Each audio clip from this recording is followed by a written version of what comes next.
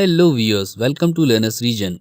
In this video, we are going to discuss how banking sector is using data science to improve their performance and make itself future ready. आज कोई भी क्षेत्र data science से अछूता नहीं रहा। हर area में डेटा साइंस किसी न किसी फॉर्म में यूज हो रहा है। तो फिर बैंकिंग सेक्टर कैसे पीछे रह सकता है? अपने कस्टमर्स को बेहतर सेवाएं देने के लिए एवं कई बैंकिंग ऑपरेशंस को परफॉर्म करने के लिए आज बैंक्स को डेटा साइंस की रिक्वायरमेंट है। बैंक्स को अपने बिजनेस को बढ़ाने एवं कस्टमर्स को अट्रैक्ट करने के लिए भी डेटा साइंस एक इम्पॉर्टेंट रोल प्ले कर रहा है। बैंक्स को अपने आप को इस कंपटीशन में बनाए रखने के लिए डेटा साइंस का यूज़ करना ज़रूरी हो गया है। इस वीडियो में हम बात करने वाले हैं 8 ऐसे एप्लीकेशंस या की एरियाज़ के बारे में जो बैंकिंग सेक्टर में डेटा साइंस के इम्पोर्टेंस को शो करते हैं। तो चलिए शुरू करते हैं। Number 1 fraud detection, number 2 risk modelling, number 3 customer life time value, number 4 customer segmentation, number 5 recommendation engines, number 6 predictive analysis, number 7 managing customer data and number 8 customer support. Let us see these in detail. Number 1 fraud detection. Transaction में e commerce तथा internet dependency के कारण frauds में काफ़ी वृद्धि हुई है। जितनी जल्दी बैंक फ्रॉड्स को डिटेक्ट करती है उतनी ही जल्दी वे अकाउंट की एक्टिविटीज़ को रिस्ट्रिक्ट करके लॉस को कम कर सकती है। बैंक्स डेटा साइंस का यूज़ फ्रॉड का पता लगाने एवं कस्टमर्स को हाई सिक्योरिटी प्रोवाइड करने के लिए कर रहे हैं।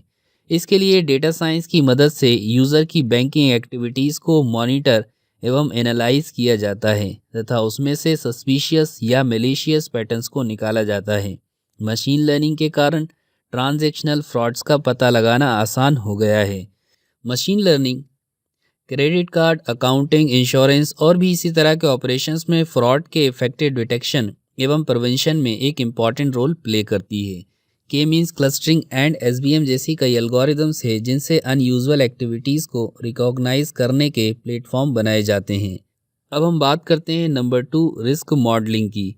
बैंकिंग इंडस्ट्री में रिस्क मॉडलिंग एक हाई प्रायोरिटी एप्लीकेशन है। रिस्क मॉडलिंग बैंक की परफॉर्मेंस का आकलन करने के लिए नई स्ट्रेटेजीज़ को फॉर्मुलेट करने में मदद करता है। क्रेडिट रिस्क मॉडलिंग इसका एक मोस्ट इम्पॉर्टेंट एस्पेक्ट है जिससे ये एनालाइज किया जाता है कि लोन कैसे चुकाया जाएगा और इस बोरोवर को लोन दिया भी जा सकता है या नहीं। क्रेडिट रिस्क मॉडल में बहुत सारे फैक्टर्स हैं जो इसे एक कॉम्प्लेक्स टास्क बनाते हैं, लेकिन डेटा साइंस में यूज़ होने वाली एल्गोरिदम की हेल्प से इसे आसान बनाया जा सकता है। डेटा साइंस की हेल्प से हम बैंकिंग इंडस्ट्री में हाई रिस्क सिनारियो में लोन सैंक्शन होने से पहले डिफ़ॉल्टर्स को एनालाइज और क्लासीफाई कर सकते हैं। रिस्क मॉडलिंग बैंक की ओवरऑल फंक्शन पर भी अप्लाई होती है जिसमें एनालिटिकल टूल्स का उपयोग परफॉर्मेंस को क्वांटिफाई करने के लिए किया जाता है। अब हम बात करते हैं number 3 customer life time value की। कस्टमर्स बैंकिंग इंडस्ट्री का एक एसेंशियल पार्ट है। ये बैंक की रेवेन्यूज़ की स्ट्रीम को इंश्योर करते हैं। बैंकिंग सेक्टर में कस्टमर की लाइफ टाइम वैल्यू को प्रेडिक्ट करने की ज़रूरत होती है जिसमें डेटा साइंस एक इम्पॉर्टेंट रोल प्ले करता है। बैंक्स फ्यूचर रेवेन्यूज़ को पास्ट के बेस पर प्रेडिक्ट करते हैं, साथ ही ये जानना चाहते हैं कि कौन से कस्टमर फ्यूचर में हेल्प करेंगे। बैंक्स ये भी चाहते हैं कि उनका कस्टमर सेटिस्फाई रहे और बैंक को प्रेजेंट के साथ साथ फ्यूचर में भी नर्चर करे। प्रेडिक्टिव एनालिटिक्स की हेल्प से बैंक्स पोटेंशियल कस्टमर को क्लासीफाई कर सकते हैं। डेटा साइंस बैंक्स को कस्टमर्स की लाइफ टाइम वैल्यू को प्रेडिक्ट करने में मदद करता है। कई टूल्स जैसे classification and regression tree, generalise linear model customers को मॉनिटर करने तथा बैंक की प्रॉफिटेबिलिटी एवं ग्रोथ में कंट्रीब्यूट करते हैं। अब हम देखते हैं number 4 customer segmentation.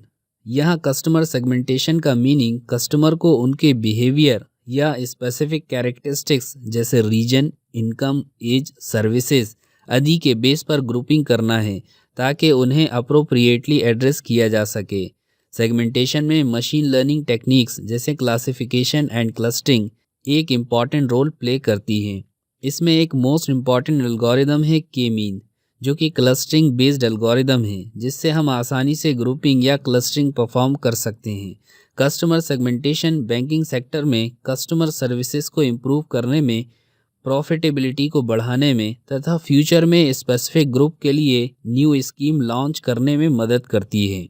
Number 5, recommendation engines. ये डेटा साइंस की सबसे सिंपल एप्लीकेशन है जिससे कई यूज़र एक्टिविटीज़ को फिल्टर एंड एनालाइज किया जाता है ताकि related and relevant suggestions recommend किए जा सकें। कस्टमर के ट्रांजैक्शन पर्सनल इन्फॉर्मेशन के आधार पर बैंक्स कस्टमर को ऑफर्स एंड सर्विसेज प्रोवाइड करते हैं। रिकमेंडेशन इंजन एल्गोरिदम्स बहुत सा हिस्टोरिकल डेटा जिसमें कस्टमर्स की ट्रांजैक्शन इन्फॉर्मेशन, प्रोफाइल डेटा और सिमिलर ऑपरेशंस आदि होते हैं प्रोसेस करती है तथा most accurate associated products and services का प्रेडिक्शन करती है। रिकमेंडेशन इंजन्स कस्टमर की प्रायोरिटी के आधार पर कस्टमर सेंट्रिक या प्रोडक्ट सेंट्रिक रिकमेंडेशन करते हैं। बैंक्स में यूज़ होने वाले रिकमेंडेशन इंजन्स जनरली 2 टाइप्स के होते हैं। Number 1, user based collaborative filtering. Number 2, item based collaborative filtering. अब हम बात करते हैं नंबर 6, प्रेडिक्टिव एनालिसिस की। प्रेडिक्टिव एनालिसिस फ्यूचर में होने वाले इवेंट्स को प्रेडिक्ट करने की एक प्रोसेस है जिसमें कंप्यूटेशनल टेक्निक्स को यूज़ किया जाता है। मशीन लर्निंग प्रेडिक्टिव एनालिटिक्स का मेन टूल बॉक्स और बैंक्स की एनालिटिकल स्ट्रेटजी को इम्प्रूव करने का भी एक आइडियल टूल है। जनरली 2 टाइप्स की एनालिटिक्स टेक्निक्स का यूज़ किया जाता है। Number 1, real time analytics. Number 2, predictive analytics.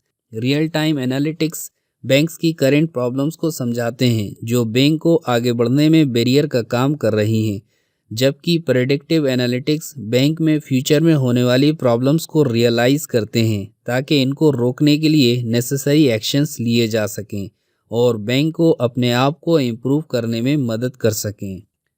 Number 7, managing customer data. Digital banking की पॉपुलैरिटी के कारण ज़ेटाबाइट योटाबाइट में डेटा जनरेट हो रहा है जिससे बैंकिंग सेक्टर में डेटा को मैनेज करना भी एक चैलेंजिंग टास्क बन गया है।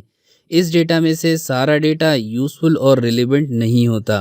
डेटा साइंस डेटा में से नेसेसरी एंड अप्रोप्रिएट डेटा को आइसोलेट करने में हेल्प करता है ताकि इससे कस्टमर के बिहेवियर, इंटरेक्शंस एंड प्रेफरेंसेस का पता लगाया जा सके।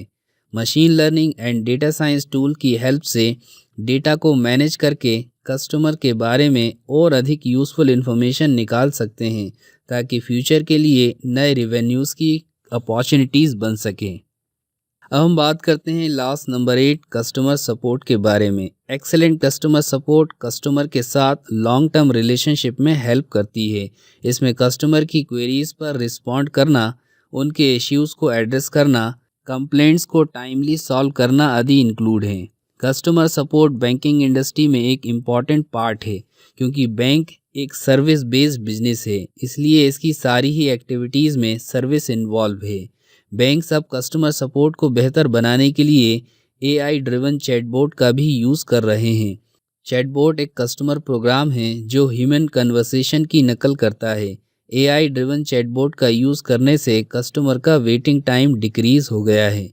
डेटा साइंस कस्टमर सपोर्ट की प्रोसेस को better automated, more accurate, personal, direct, productive और लेस कॉस्टली बनाता है। अंत में मैं बस इतना ही कहना चाहूँगा कि अपने आप को कंपटीशन में बनाए रखने के लिए बैंकिंग सेक्टर में लगभग सभी मेजर बैंक्स ने डेटा साइंस टेक्निक्स को अपना लिया है ताकि वो बेस्ट बिजनेस वैल्यूज़ और सर्विसेज कस्टमर को डिलीवर कर सकें। आई होप अब आप बैंकिंग सेक्टर में डेटा साइंस की उपयोगिता एंड इम्पॉर्टेंस को समझ गए होंगे। यदि वीडियो आपको अच्छा लगा तो आप इसे लाइक कर सकते हैं, शेयर कर सकते हैं, कमेंट कर सकते हैं और अगर आप चैनल पर नए हैं तो चैनल को सब्सक्राइब करें ताकि नए वीडियोस की नोटिफिकेशन आपको टाइम पर मिल जाए। Thanks for watching, till then good bye.